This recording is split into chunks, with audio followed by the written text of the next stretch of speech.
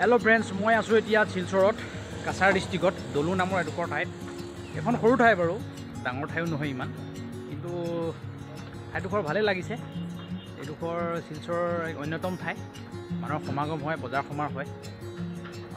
আহিছোঁ আজি ইয়ালৈ, চাই লওঁ কিমান ঘূৰিব পাৰোঁ, কি কৰিব পাৰোঁ, আৰু জেগা চাম আৰু ব্লগ বনাম, চাই থাকিব আপোনালোকে।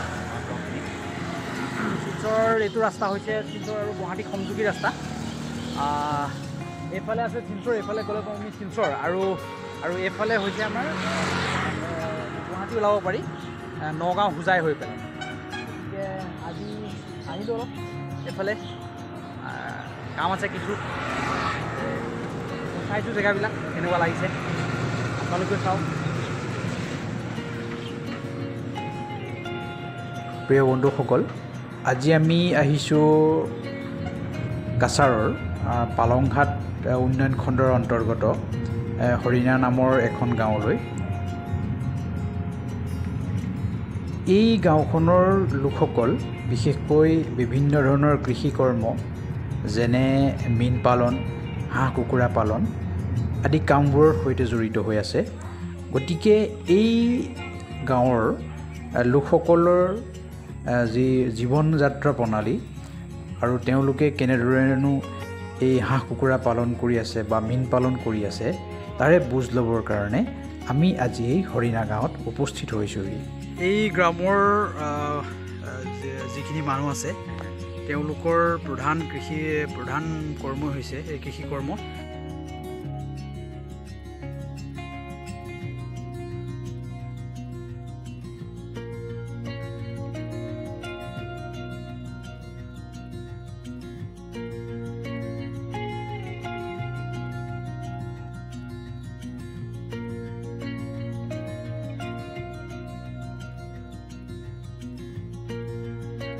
এনেধৰণৰ ফিচাৰী খান্দি তেওঁলোকৰ দৈনন্দিন যি খৰচা বা তেওঁলোকৰ যি মাহিলী ইনকাম, সেই ইনকাম কৰিবলৈ সমৰ্থ হৈছে। আৰু এনেধৰণৰ পুখুৰী আমাৰ এই গাঁৱৰ প্ৰায়বোৰ মানুহে কৰি আছে।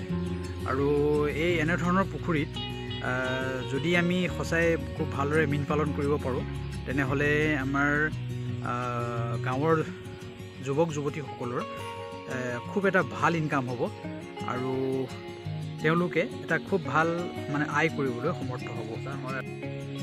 আৰু আজি আমাৰ লগত আছে এই পুখুৰীৰে মালিক, এই পুখুৰীৰ অ'নাৰ হয় তেখেত হৈছে শংকৰ দাস।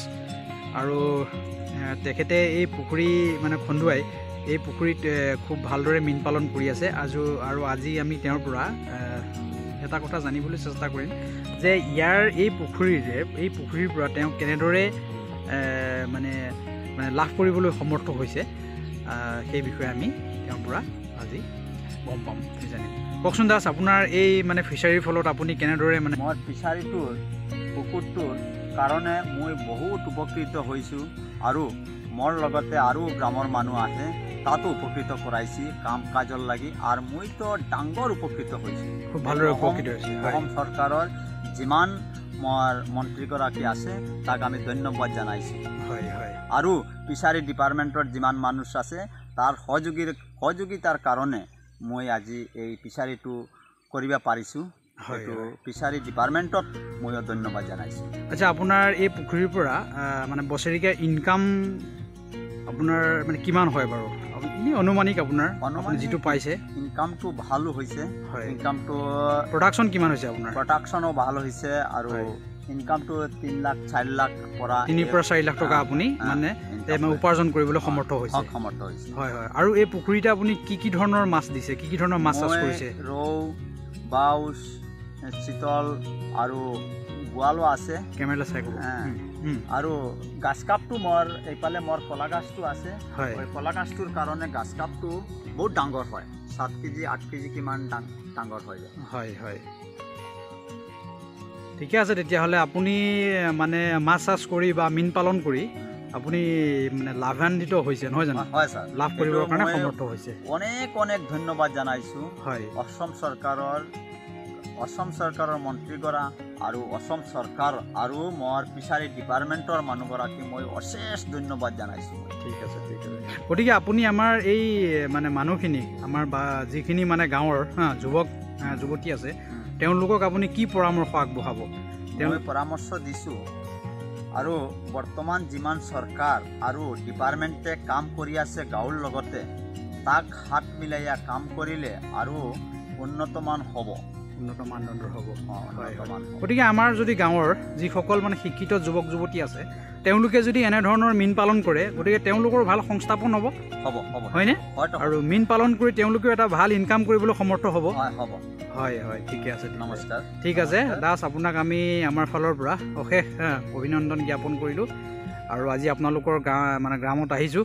গতিকে আমি আৰু এনেকুৱা আপোনালোকৰ গ্ৰামত আৰু ফিচাৰী আছে সেই ফিচাৰীবিলাকো আমি বা অন্যান্য কৃষি কৰ্ম যিবোৰ কৰি আছে গ্ৰামৰ মানুহে সেই কৃষি কৰ্মও যাতে আমাৰ মানুহে মানে দেখিব পাৰে, চাব পাৰে, তাৰ কাৰণে আমি এনেধৰণৰ মানে ভিডিঅ' প্ৰস্তুত কৰি যাম। ধন্যবাদ দিছোঁ। ধন্যবাদ।